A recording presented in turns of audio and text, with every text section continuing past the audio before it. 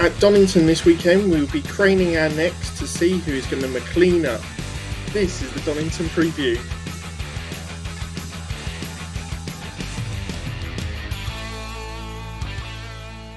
Well, for those whose cringe reflex is still not swallowed them whole, welcome back to the British Touring Car Podcast. Yes, as Sam has so beautifully put in the introduction there, we are heading to Donington Park this weekend, the Grand Prix circuit for its touring car debut, I believe, certainly in the modern era.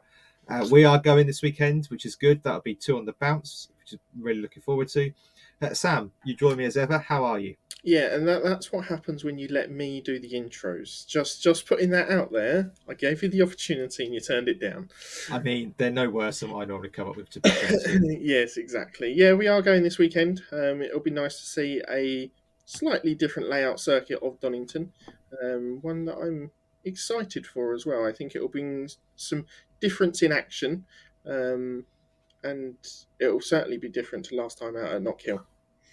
I don't want to be the bearer of bad news, only literally less than a minute into the podcast. However, I think that the hype is not real, particularly. It's an extra hairpin. I don't think it's going to cause that much difference. Two extra hairpins. I don't think it's going to change anything particularly. Napa will still be very quick and they'll be ahead of the field. That's the podcast preview over. See you next week. Yeah, I certainly do think normality will probably resume this weekend, despite the possibilities of the weather. I don't think we'll have as much craziness as we did last time out at Knockhill, although that was excellent to see. But yeah, I think Napa are going to be probably ones to beat this weekend. We know how strong they were at the start of the season here, and I don't see any reason as to why that would change.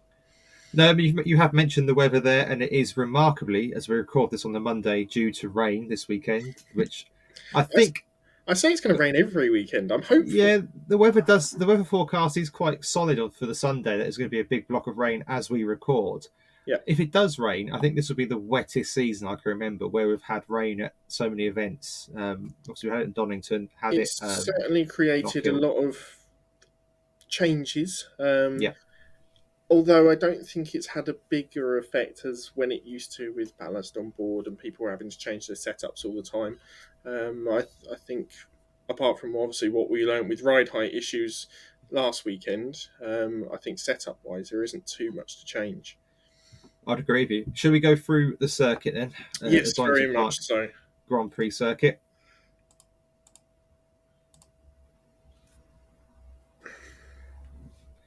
As you say, it adds a little bit of, I suppose, mileage to the circuit. 2.49 miles with 12 corners. The first Btcc race was in 1986. Obviously, we've not had it on the calendar for a while, certainly in the modern era. The only real difference is that rather than having the final chicane, that chicane goes into the GP section, which gives us an extra hairpin, or as you've correctly pointed out, 2 hairpins, effectively a long chicane, and then back round again. So, yeah, not a great deal of difference. The main part of the circuit is still there, so you've still got your Craner curves, you've still got your old hairpin, etc.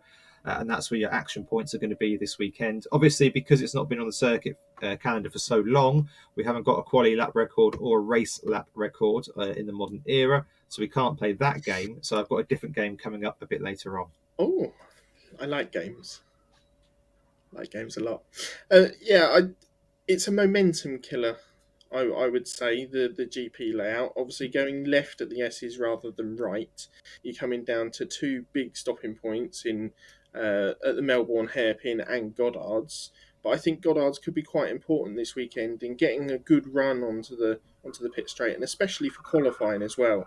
If you get people holding back coming up to that final hairpin, and you're going to lose momentum with possibly a little bit of traffic. So I think getting a good lap in this weekend could be fairly crucial in qualifying.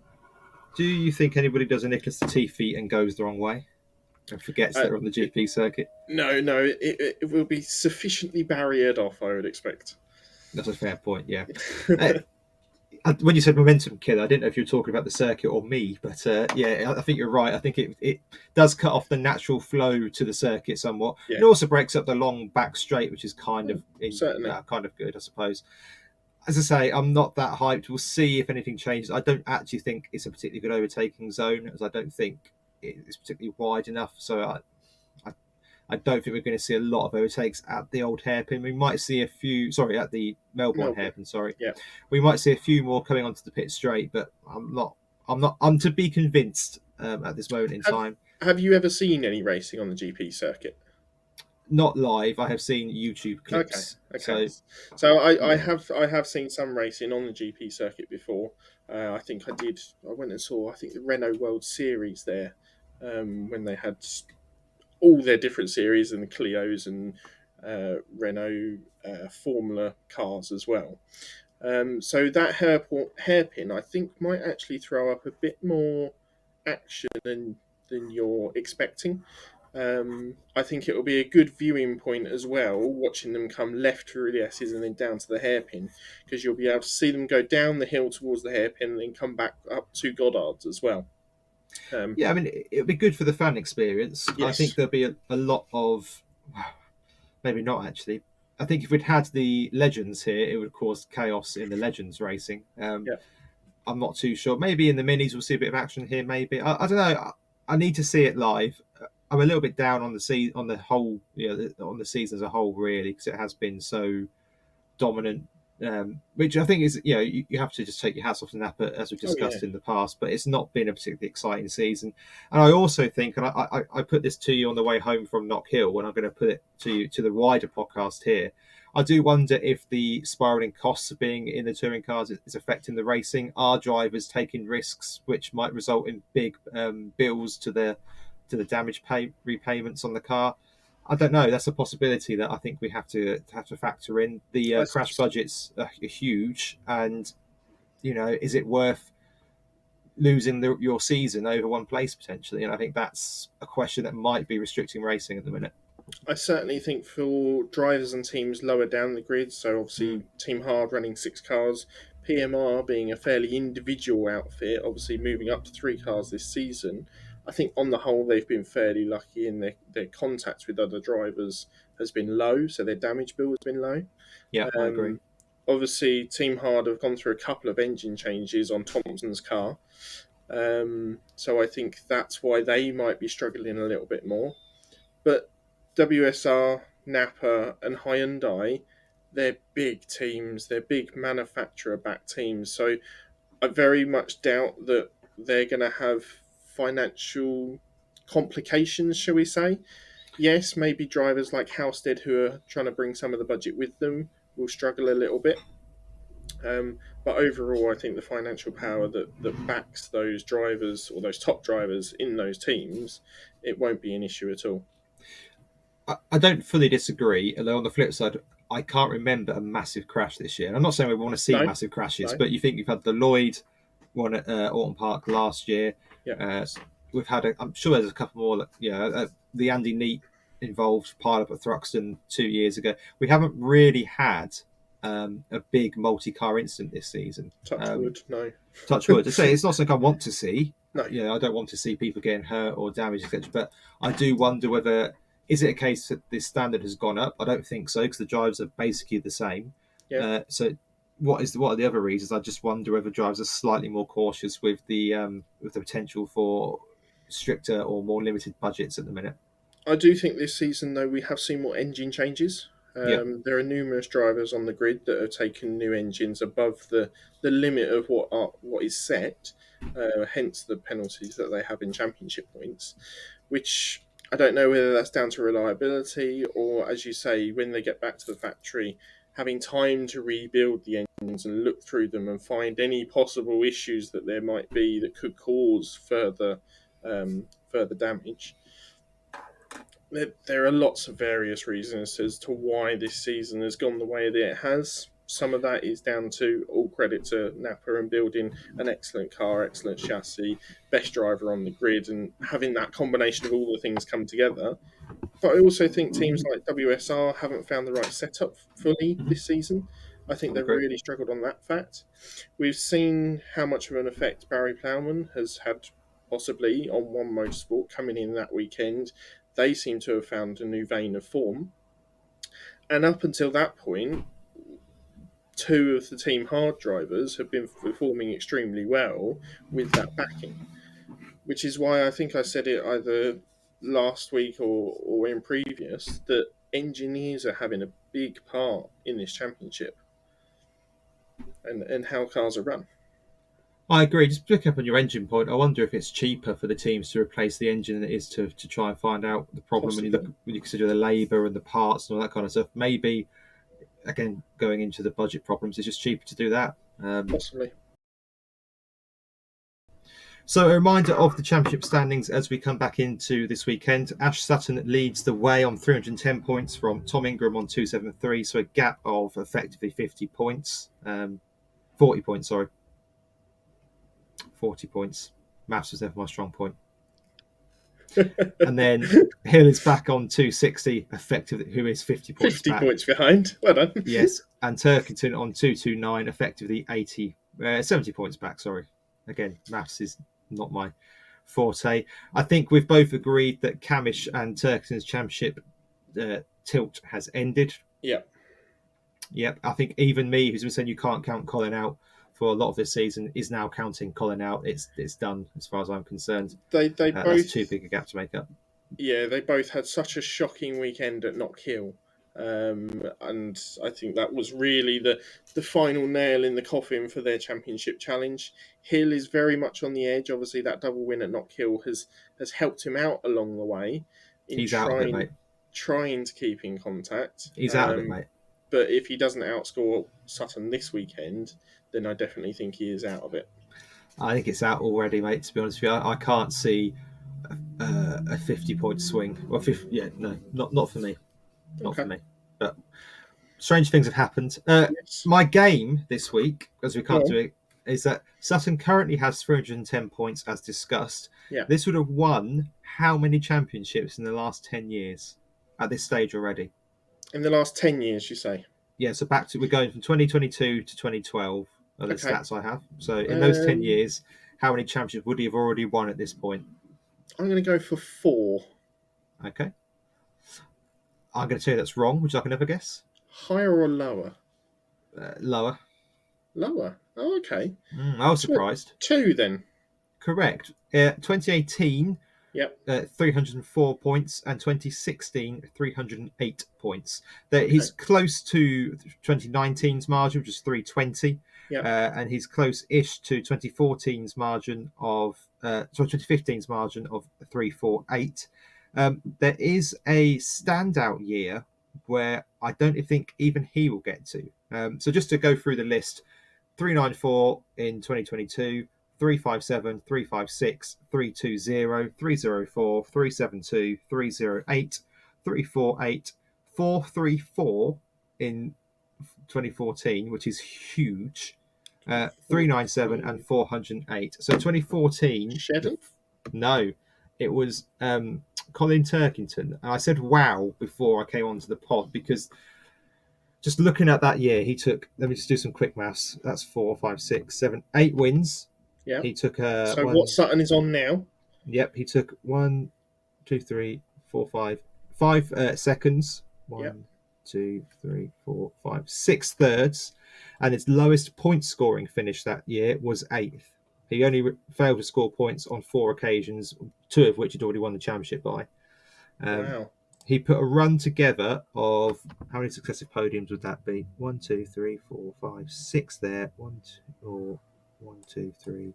Yeah, he's put a run together of 6 successive podiums, which included 5 wins. Okay, and so currently this season, Sutton, as I said, has 8 wins with 5 second places and 1 third.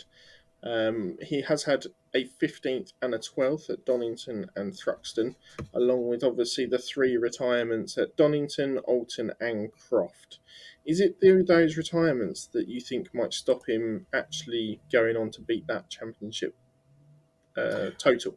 Well, you say that in that year, as I said, Turkington did have 3 retirements and a 20th place finish. So, Okay. you know, I think what's remarkable that year is that just how many Turkington won double race after double race after double race, and then got podiums when he didn't win. I mean, I'm looking at Alton Park as an example. He took 2 firsts and a third. Snetterton that year, he took 2 seconds and a third. Rockingham, 2 firsts and a fourth. Silverstone, 2 seconds and a third. I mean, those are weekends that are just ridiculous. Yeah. And certainly hasn't quite had that go his way this year. So I don't think he'll beat what is the record in the last 10 years, but I think he'll be beating a good 60-70% of the other points totals that I read out there. Okay. Yeah, I could quite easily see that happening, especially with how dominant the car is as well. And now that we believe that obviously Camish is fallen out of the championship hunt, I Yeah, think if they're looking sensibly about it, you've got to try and push Sutton over the line first to get that championship done and out of the way, and agreed. then you concentrate on the teams championships and the manufacturers championships if you're Napa. I agree with you. A quick look back at last year's Donington results and for the title hopefuls. Tom Ingram took a first, a second, and a fifth. Yeah. Sutton took a fourth, a sixth, and a second. Hill won on the road but was excluded for ride height in the opening round of the season. He then got an excluded, a ninth, and a first. And Colin, just for the sake of it, as he's there, got a second, a 14th, and an eighth. Obviously, we must clarify that this was on the shorter layout and not the Yes. GP circuit, but I still think you can draw some correlation between the results and what we should probably expect this weekend. Yeah, and a reminder of how things finished earlier this year. Sutton had a retirement after a start line accident in race one, Yeah, a 15th and a third. Ingram had a third, a second, and a ninth. Hill had a second, a 16th, and a fourth. And Colin had a 12th, an eighth, and a fifth. So I'm expecting Ingram and Sutton to be at the front this weekend, although I would like to just put my hat in the ring, as it were, for Josh Cook and the resurgence of that car. The yeah. Honda goes well here, traditionally speaking. Gordon Shedden won here in 22 and took a third and a ninth that day. The Honda has got good pedigree around this circuit.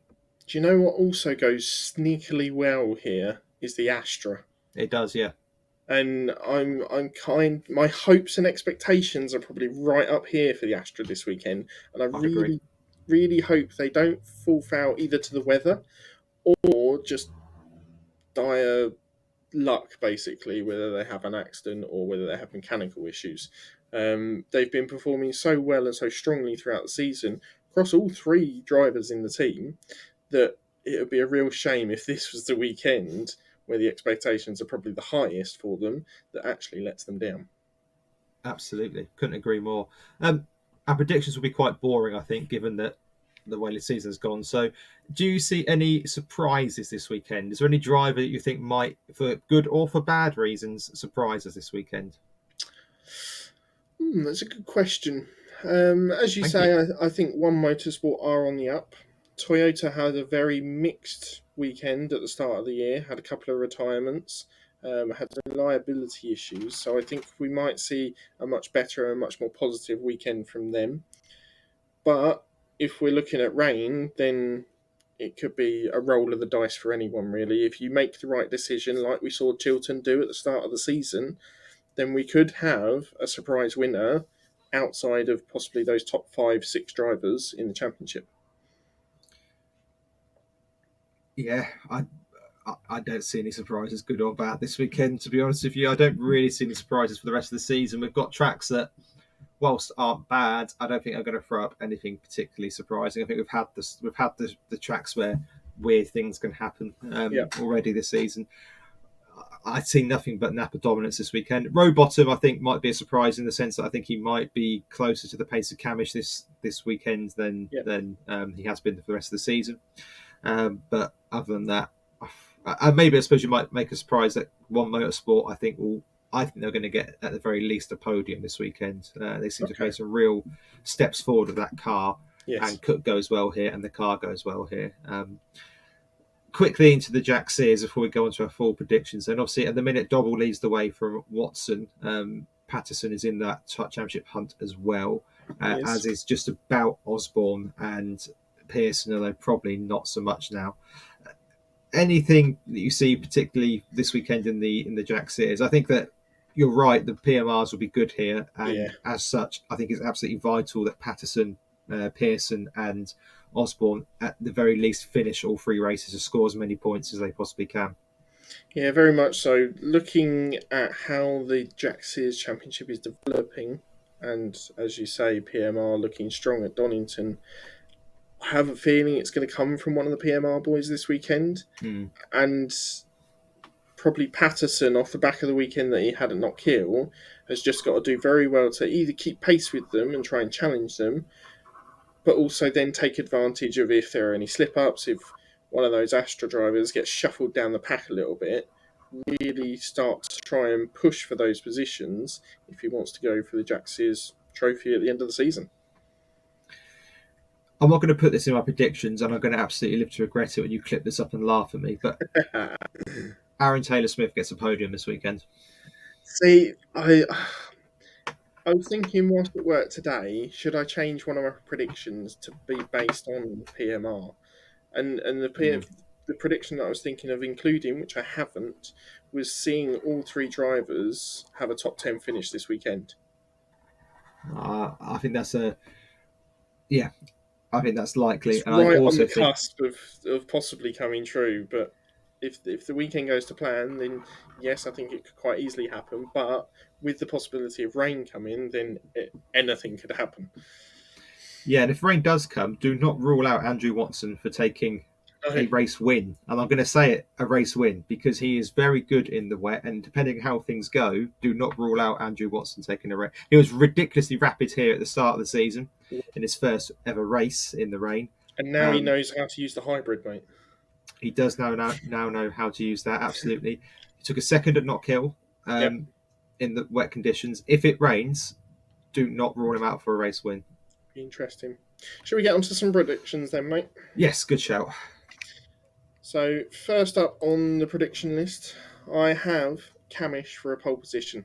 We know he went very well here earlier in the season, uh, even in the wet weather, and I think he likes this track and he'll want to continue with that. Hence why I've gone for him for a win as well. And the fact that you can't really rule out Sutton this season, I think Sutton's probably going to stay in my winning category towards in the last two rounds at Silverstone and Donington and at Brands as well. But I also think Ingram badly needs to take a win this weekend. It's a track Yeah. that he enjoys. He's had good success here before, and if he's going to stay in touch with Sutton in title hunt, then he either needs to equal or better his points tally this weekend. And Jack Sears, as I say, it's a toss up really. I'm going for Doble this weekend because I've seen that you've gone for Watson. Um, Basically, I need the points back, but it could be either PMR driver taking this home. Cut to Sam Osborne winning by a country mile. We said that last time, and Pearson came Yeah, through, didn't yeah, we we? did. So we'll move on to yours. Yeah, so I've also gone for a pole for Dan Camish. Does like it here. Is fast here. Yeah.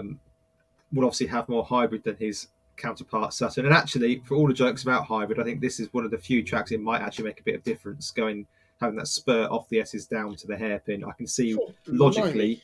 Well, I You're can see taking me logically. back there. Well, no, I can see logically how it could make a difference here if it I'm still not convinced by it. Sutton was saying that you need hybrids to do well at Knock Hill. Well, that wasn't quite the case, was it? So, No. if it's going to work anywhere, this is a logical place for it to work, is what I'm saying. Okay. I think if that is the case, Camish will get pole. I think Sutton double win. Even if Camish does get pole, Sutton will qualify in the top four, and the orders will be let Sutton through and leave him alone. That will be the team order. It's as simple as that. So that's why I don't see Camish winning a race this weekend because he will be told to let Ash Sutton through. So And I think if Sutton wins one, he'll win two. It's as simple as that. we're not going to have a start line mishap this weekend from him. Well, okay. As long as Sutton doesn't mess it up himself, that's how I see it playing out. Okay. And if Sutton wins one, he wins two in my mind. Yeah. And I think Josh Cook on a reverse grid will be looking. As I say, I really fancy the car this weekend. Don't rule out Watson if it rains, as I keep saying, but I'm not brave enough to commit that to a prediction. Whereas I think Cook showed really good pace to Knock Hill last weekend, or last time out, sorry, really good pace. And actually, at times, looked to be one of the few drivers along with Hill who could actually match Sutton for pace. Yeah, very much. So, with that in mind, I think he might take a reverse grid win. And because it's raining, I've gone for Watson. And I think you're going to regret not going for Watson if it rains, because I think he is a cut above the rest of the Jack Sears drivers when it comes to wet, difficult conditions. I need the points. I've got to go something different. It's I know it's a bit of a double or nothing kind of thing, go with someone different. But I'm really hoping that Doble can pull through for me. Very good. Should we do some general predictions? Yep. So let's get Right. yours out of the way first of all. Yeah, so I'm going for Cookout scores Butcher. Butcher has really upset me this year for the reasons that we've discussed to a long extent on this podcast. So yeah, I'm going to go for Cookout scores Butcher. I think one Motorsport outscore Hyundai. I only see Ingram scoring here. I don't see. Admittedly, I made these predictions before I looked at the weather. If it rains, Chilton is a. Well, if it rains, Chilton and Pearson are possibilities. If it Yep. doesn't rain, or doesn't rain enough, I don't see any of the other Hyundai boys doing particularly well this weekend Okay. based on previous here. Yeah, Ingram goes well here. That's about it. And then the safety car each race, Donington always provides a level of contact and a level of somebody getting off into the corner curves or something like that. The And rain I is can going to help you this weekend. Yeah, and I can see somebody getting punted off at the Melbourne hairpin and having to have a safety car recovery there or something. So, yeah, I think we'll have a safety car in each of the races this weekend. And finally, we're going to do our game of overtakes at the hairpin. This is the new hairpin for this year. So that's the Melbourne hairpin. Yeah. Not the secondary bit, just that Melbourne one, yeah? Yeah. Lovely. And I'm going to go for 4. I don't think it's going to be that big an overtaking zone.